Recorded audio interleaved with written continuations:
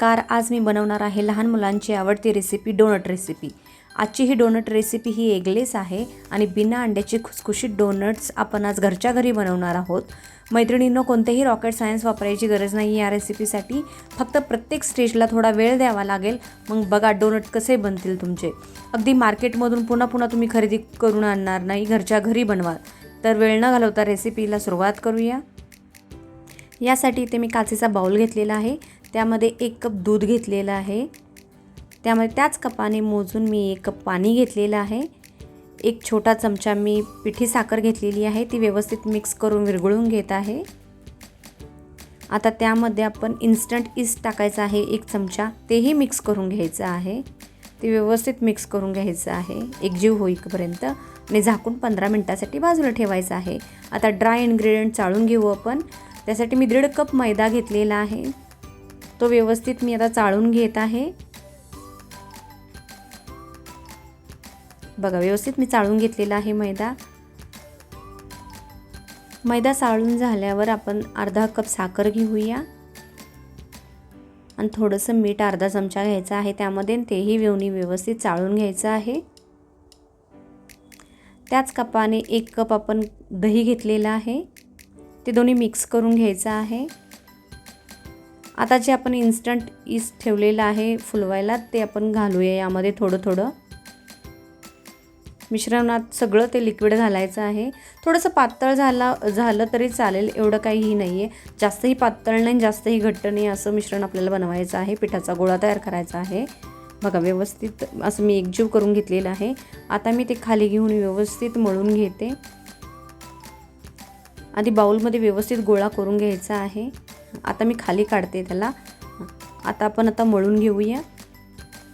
हाताला चिकटत असेल तर थोडंसं पीठ घ्या आणि या पद्धतीनं पीठ मळा, एकजीव करून घ्या.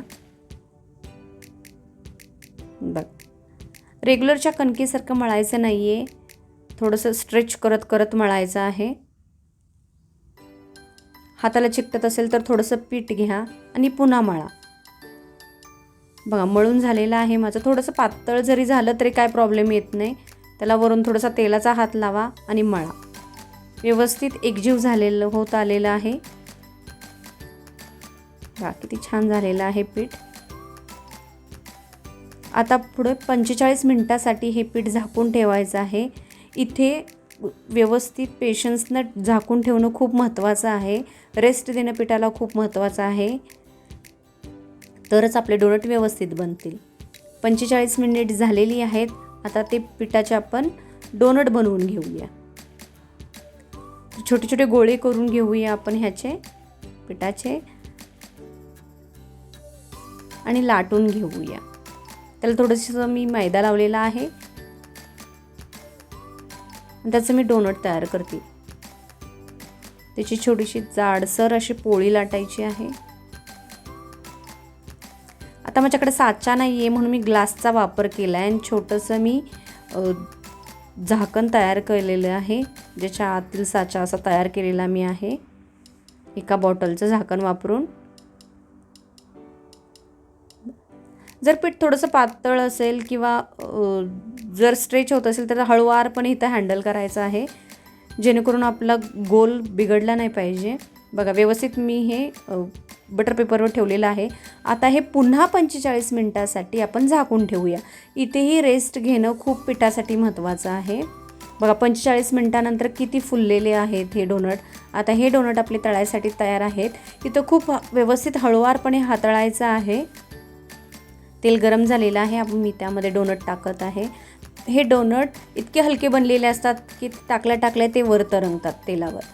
फक्त पटकन हलवत राहायचं आहे, जेणेकरून एका साईडनं करपणार नाहीत किंवा खूप डार्क होणार नाहीत.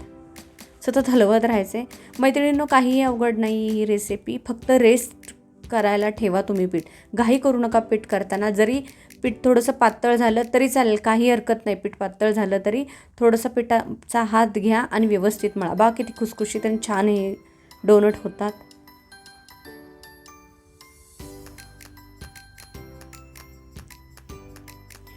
तयार झालेले डोनट आपण चॉकलेट सिरपमध्ये बुडवायचं आहे.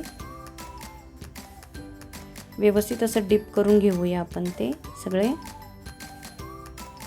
आणि त्यावर रेनबो स्प्रिंकल जर तुमच्याकडे अवेलेबल असेल तर तुम्ही ते स्प्रेड करू शकता त्याच्यावर. बघा किती छान दिसत आहेत, किती छान झालेत हे डोनट. काही अवघड नाही आहेत डोनट करायला, नक्की ट्राय करून बघा. जर तुमच्याकडे ईस्ट नसेल तर त्याऐवजी तुम्ही बेकिंग पावडर आणि खायचा सोडा वापरू शकता. 1 चमचा जर तुम्ही बेकिंग पावडर वापरली तर तुम्ही अर्धा चमचा खायचा सोडा वापरा. हा रेशो ठेवा. फक्त एवढ्या प्रमाणात खुसखुशीत होणार नाहीत, पण होतील, व्यवस्थित होतील. तर रेसिपी माझी नक्की ट्राय करून बघा. सबस्क्राईब केलं नसेल तर चॅनलला सबस्क्राईब करा, लाईक करा आणि कमेंट नक्की करा. आणि असे खुसखुशीत आणि छानसे डोनट तुम्ही नक्की तयार करून बघा.